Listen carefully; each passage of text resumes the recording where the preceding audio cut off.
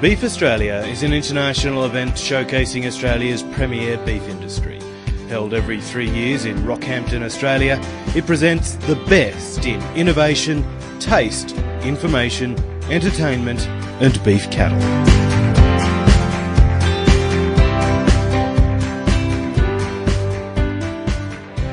There's arguably only one reason the beef industry exists, because people love to eat it, and you are really only going to want to eat things that taste delicious.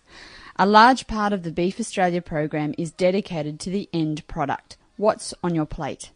Food vans, pop-up restaurants and the Celebrity Chef program are dedicated to not just treating people to a beefy taste sensation, but educating people on cooking techniques and cuts of meat. And according to the 13 chefs in residence throughout the event, it's time to change the terminology surrounding some of the lesser-known cuts to maximise their marketability.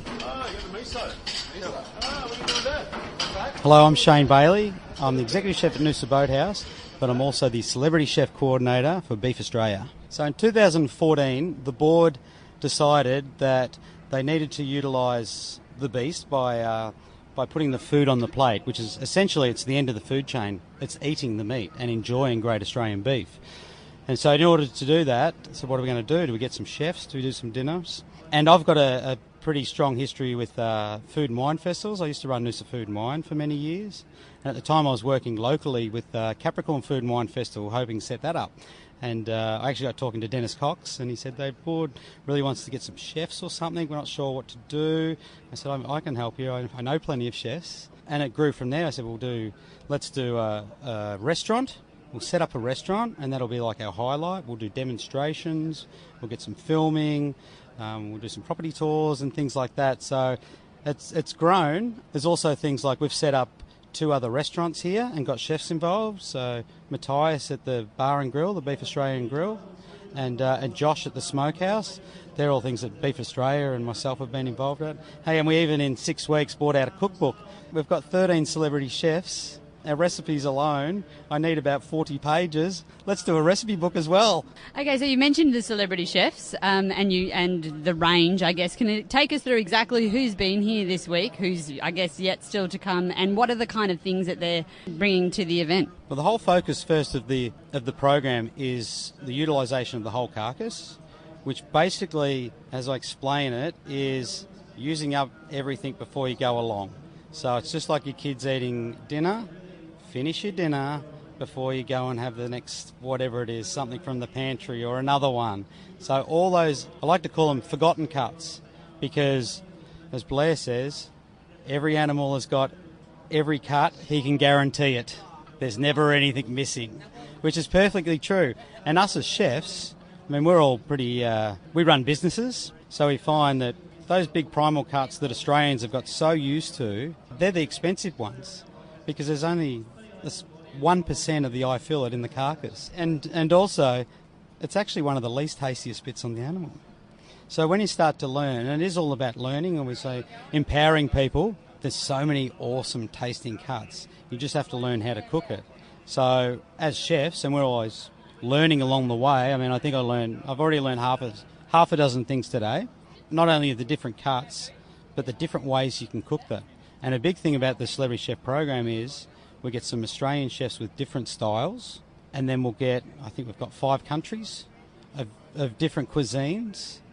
We had 3 countries at lunch today. We had Texas, we had Indonesia, and we had Australia.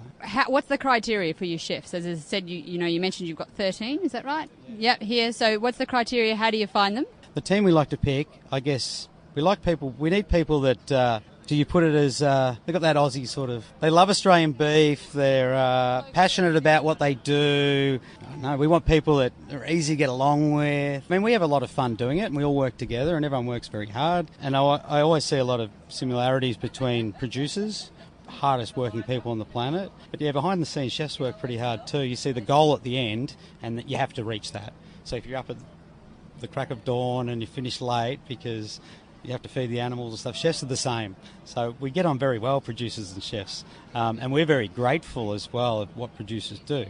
So the criteria for chefs, to sort of get the message across, because we want to get the message across to people that it's not just about, we know that Aussie beef is the best beef in the world. We know that. And as Australians, we're pretty blessed. And it makes sense. We think it's the best country in the world. And so do many other people all over the world. We know that. So you put that together, of course the cattle in Australia are going to be the best cattle in the world. It's a no-brainer. The thing is, you get these chefs. Yeah, so we get chefs that have on TV, or they've got a lot of followers on Facebook and things like that. So we're helping them get their message across, because it's not just ours, because it's actually what they believe in. They are great beef lovers like all of us. I guess, you'd like to think that chefs know where their food comes from. They source things, you would hope, responsibly or locally or anything else. You've mentioned you've got a few international chefs that come in that I imagine don't get access to Australian beef all the time. What's their reaction to the actual product when they get here and they're able to cook with it? Oh, look, all our chefs are the chefs we get are pretty cluey. They know our beef's good. And it is, what do we export to 100 countries? So that they know Australian beef is awesome and they want to come. They also don't just stay here and cook. You don't keep them here for the whole weekend. I know some of them have gone out to some cattle properties and had a bit of, extracurricular activities. How's that been as part of the program? For the chefs, it's probably their highlight, and it was in 2015 as well. I mean, essentially where our restaurant is, so it's a 2-story building and it's beautiful. It looks over the arena and we see all the stud cattle and everything going on. But downstairs, what we call the engine room, it's basically a big garage with a couple of portable kitchens stuck on. So they're down there working and going very hard. It's nice to get them out to connect exactly to the producers on the cattle properties. So we flew them up in a little private plane. They landed on the property. They had a little bushfire. They had some billy tea. For breakfast, they had smoked brisket bacon and some beans with some beef in it, like a stockman stew. The kids there were on horses. Some of the chefs got on the horses, like we had Iron Chef Sakai from Japan. So it's been 20 years since the Iron Chef series. This guy is 78 years old, absolute legend. Yes, he got on a horse with the kids. Just amazing. He had such a good time. They said that was the highlight. It was really, really fun. Ben O'Donoghue, and what I've learned, producers don't allow the kids to race. Like the horses are there to round out the cattle and things like that. So Ben said, I'll give $10 to the kid who goes to that fence and comes back first. And they took off. I said, trust the chefs to get in there and mess the plan up. The chairman of Beef Australia is Blair. He is a renowned home cook, where his dishes are quite experimental at times, including a lot of the tastier cuts. What's it like having him over your shoulder all the time, looking at what you're all doing and experimenting with? It's quite fun, and I've had the privilege of going to Blair's property. We took 3 chefs, so we took the guys from the Bar and Grill and the Smokehouse, and we basically, I think in that 2 days, we ate the whole carcass. So it was very interesting because all the different mussels that are beside each other all have different flavours and can be cooked differently. So we experimented, we sous vide, we just grilled, barbecued, we had a smoker out there. We just enjoyed beef, and it was phenomenal. And as a learning exercise, it's not something you get to do. It's certainly, and when we say the chefs, all this stuff we learn from the producers and the butchers, it's not things that we're taught as chefs at trade school. So it's coming to events like this. We learn so much. We're like, I didn't know that. Chefs know X amount, so you get them all together, and we're always learning and asking. So the chefs really get a good kick out of that. Rightio, what's your favourite meal of the week? What have you eaten in this compound this week that has got a lasting memory? Oh, there's so many. Jess Pryles with the smoker, because I guess it's something that I don't do, and she did her demonstration, and she's like the queen of meat, they call her, and she's fantastic. So she's doing the Texas smoking, and all the chefs came to her demonstration. She said, why did all the chefs come? I said, well, chefs have seen that many chef demos and done them themselves. You're doing something different. We want to learn that. I've got a smoker at home, but I'm very amateur, but I actually feel I'm a lot better now, and I can't wait to do it because we picked up so many tips, and she cooked these beautiful tri-tips, and tri-tips is an amazing cut of beef. So that's lingering in my head, and there's no such thing as simple, but it was just great flavoursome beef. And she had it with some Texas beans. That was phenomenal. Jack Steins did a barbette dish. So they call barbette is the French term, and the Australian butchery term, as they call it, and hopefully we can change it, is flap meat, F-L-A-P, which is not really a nice name to put on a menu, you're not going to sell heaps. But the French have known about it forever, and they love it, and they call it bavette. So that's what we call it now. And I was actually introduced it from Blair because I was enjoying his flank steaks. And I go, geez, these flank steaks are really good. They're so easy to cook. Slice it up, you do function. He goes, if you like flank, let me send you some bavette. And I rang him up. I said, you've changed my life for the better. So, you're talking about these cuts that you may not have heard of or are a bit left of field. Is it about creating demand for them, or how do you actually change the terminology that we use? Yeah, 100%. I mean, we're cooking things like chuck tail flap and hanger. There's a big difference between skirt and bavette. A lot of people think it's the same. It's not. It's a different muscle. So through the power of chefs and creating new menus with these dishes on, you create the demand, and the power of demand should turn the clock back, that all the butchers and the supermarkets and things like that go back to putting that on. Jack Stein said bringing back the UK beef industry that collapsed, 10, 15 years ago, it's come back through the power of the chefs, and they're using, that's mainstream is bavette, mainstream is hanger. It's not the primals. No one wants them. They've got the opposite challenge of using that. All that stuff might get exported or whatever, but it's all those interesting. And Pete Evans was here the other day, and guess what Pete Evans' favourite cut was? Someone asked me, does he eat beef? Doesn't he? Isn't he a health food person? I went, yeah, he is. Liver. It is the most iron. The superfood of superfoods is beef liver and all those things. Because I asked the question, I said, what's your favourite cut of beef? And don't tell me a primal. I wasn't judging. I was just asking. And he said, well, I'll take one further, because he said secondary cuts are great, but the amount of vitamins and all your good stuff comes from tongue, and it comes from liver, it comes from kidneys. There we go. We might all be eating liver and bacon pie against it. I'm going to get healthy and give it a go and have liver and brisket bacon for breakfast. There you go. I think you're on something there.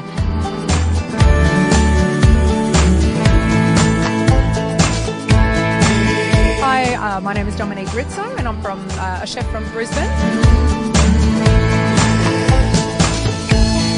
So I did a delicious veal carpaccio. I kind of thought it was the best way for me to represent veal, was to do a beautiful raw veal dish. So I did a lovely Italian-style veal carpaccio with a radicchio, fennel, radish, salted ricotta and white anchovy salad, and a beautiful honey and lemon dressing, which was sensational. And then a very kind of home-style sort of a veal and ricotta meatballs with soft polenta, and then just like a lovely tomato and basil sauce. So that was my veal dishes, which I did for lunch. And then for dinner, we showcased beef. So I did a braised beef rib, which I removed the bone and then sliced and served with an agrodolce, kind of a sweet and sour Sicilian-style sauce with garlic, raisins, chili, and honey and vinegar, and then some toasted almonds. And that was served with the beautiful jus, or the sauce that's kind of left over from braising the vegetables. We sort of blended all that together, which was delicious. And the other beef dish was a Italian brisket ragu with a soft potato gnocchi. That was actually one of my favourites. Now, why do you like using beef? Oh, look, I love using beef because what I love the most about utilising Australian beef is the versatility. And because I run a lot of cooking classes, I love showcasing the versatility about food. So for me to have a piece of meat in front of me, to be able to utilise it in a lot of different ways, to kind of showcase to people, okay, this is what you can do. So if they do manage to buy, for example, a large piece of brisket and they only want to cook a small piece for one meal, then, to showcase, okay, well, you can also do this and you can also do this. So for me, it's about versatility and education, and that's why I think that having the celebrity chefs and the Butcher's Kitchen here at Beef, I think, is a fantastic association with the cattle. So you're wandering around and looking at all the cattle, you kind of you're amongst it all and participating in the events and the talks, but then to come along and then listen to the chefs on how to cook all of these different cuts, and not only the cuts that we're all used to, but what they're calling now the tastier cuts, are not necessarily secondary cuts anymore, because a lot of chefs are using these cuts in their everyday cooking now, but they do have more flavour. So really, these areas that the chefs are involved in, I think, are a fantastic complementing way that people can now taste the beef, learn what to do with it, and multiple ways of how to kind of utilise it in their cooking. Yeah, that was my next question really, because, it is quite trendy now, the whole carcass utilisation. How important do you think that is in terms of like a sustainable industry, but also in terms of, your background as a chef? Oh, Jane, look, I think it's the be-all, and it is the be-all to the sustainability of beef farming, really, because if we don't, as chefs, if we don't get on board and really start to embrace the whole animal as a whole, then we're really letting the farmers down, we're letting the butchers down, we're letting kind of everyone else down, because it's up to us, I suppose, as chefs to not only showcase it in our restaurants. Once you showcase it in your restaurant, or you're on TV, your social media, and you're putting it out on Facebook and Instagram and that type of thing, people are following you, and people then, they kind of see chefs doing it and they go, oh yeah, I should use that, or I haven't heard of that, yeah, I'll give that a try. The more we get to do that, the more other people and general consumers will become more familiar with those lesser cuts and not be so afraid to kind of try them as well. So I think, for the sustainability of the industry, of the beef industry, I think that it's extremely important that more chefs get on board with that whole nose to tail. The other thing is, I guess, people's connection to their food. You're finding that a lot now too. People want that backstory. People are asking more questions at the butcher. They want to know where, their meat comes from. You've had a farm stay or a visit, I guess, during Beef Week to to a family place. How important is that connection, do you think, that people have with their food? Look, I think, the more that people are getting sick, the more that people are getting allergies and food allergies and different cancers, and I think the more it is becoming prevalent for more people to know what they're eating, what's in the food, where it's coming from, and also to eat Australian. I think that's the number one thing. I will not accept any produce into my restaurant unless it's Australian grown, particularly more so when it's fresh produce. So all my meats, chicken, seafoods, and all my fruit and vegetables. So for me, it's really important that I know where my produce is coming from so that I can then let my consumers know. But I think generally, there's a fantastic movement that more people are heading to farmers markets. They're asking more questions. The more we ask questions, I think the better our lifestyle is going to become within regards to more food. And the more we ask questions, the more people can't hide behind overseas products. And I think that's where it's getting more exciting. Outside the kitchen, what's been your favourite? Oh, outside the kitchen. Well, I've yet to go and pat a cow. That's what I want to do now. Now that I've finished all my formalities, I want to go shopping. I want to buy some jeans. I want to get a pair of boots. I want to go pat some cows. I want to have some selfies with cows. I want to eat a burger and have a beer. Good on you. Yeah, I want to kind of just get amongst it now and just enjoy the expo for what it is now that I've kind of done all of the working side. And then tonight I'm off to one of the chef's dinner. So I'll get to be on the other side of the table, which would be awesome. This afternoon I just want to kind of wander around and just really immerse myself in it, get a hat, blend into the crowd. All right, so our temperature's between 200 and 250. Yep. So we've got a nice slow heat. And what do you reckon we get these on? It's going to be a little jam-packed in there, but I reckon we can do it. Yep. All right. As chef coordinator Shane Bailey mentioned, the self-styled hardcore carnivore Jess Pryles was incredibly popular when demonstrating her meat smoking techniques, though had some words for the uninitiated. Hey, you can't open the lid on a smoker, mate. Sorry. Yeah, you can't do that. I'm trying to get heat in there. God, come on. So what is it about beef that you just can't get enough of? It's absolutely my favourite protein. It's so versatile and I just really enjoy exploring, especially the lesser known cuts and all the different ways that we can cook them.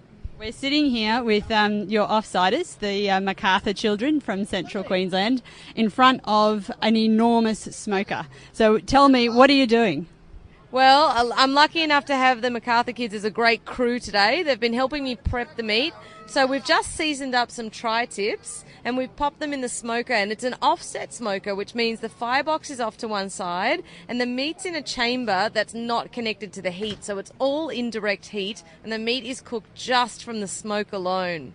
And so we're using that tri-tip cut, which is great to cook to medium rare. So it's only going to take 1 to 2 hours to be ready. But more traditional cuts you hear about in this Texas style barbecue are things like brisket and plate ribs and, even beef cheeks and shanks. So the barbecue sort of revolution in Australia has just been wonderful for the industry because it's been value adding to so many secondary cuts.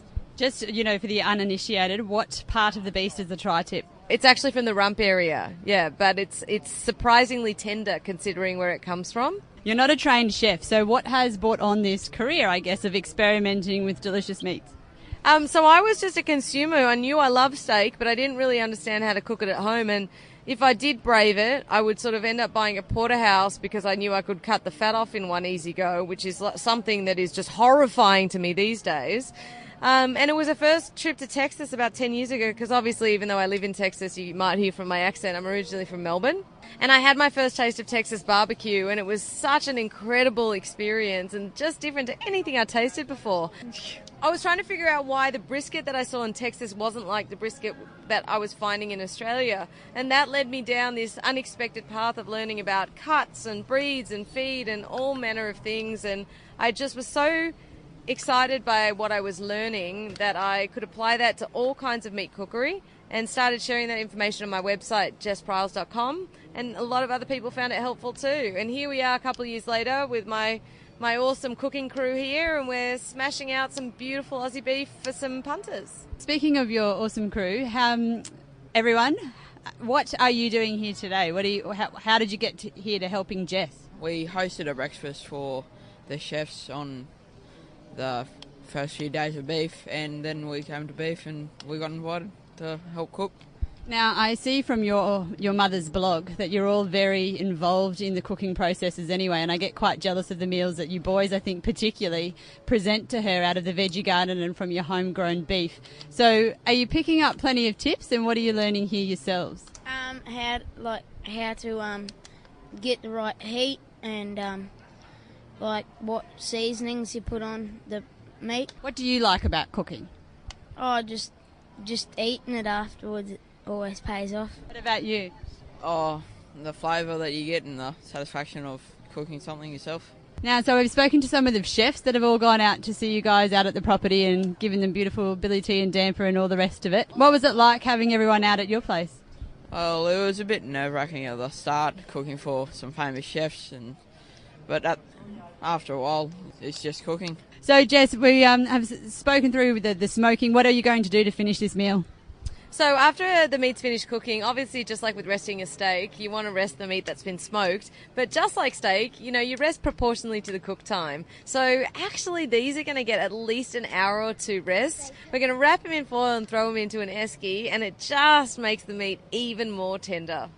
And then what happens? What are you serving it with? Or we're just carnivores today? I'd love to just serve meat on its own because I think that would make people happy, but apparently it's not quite a cohesive dish. So I've made an ancho chili citrus sauce to go with it because I've been really inspired by the Tex-Mex flavors over in Texas and access to some beautiful dried and smoked chilies.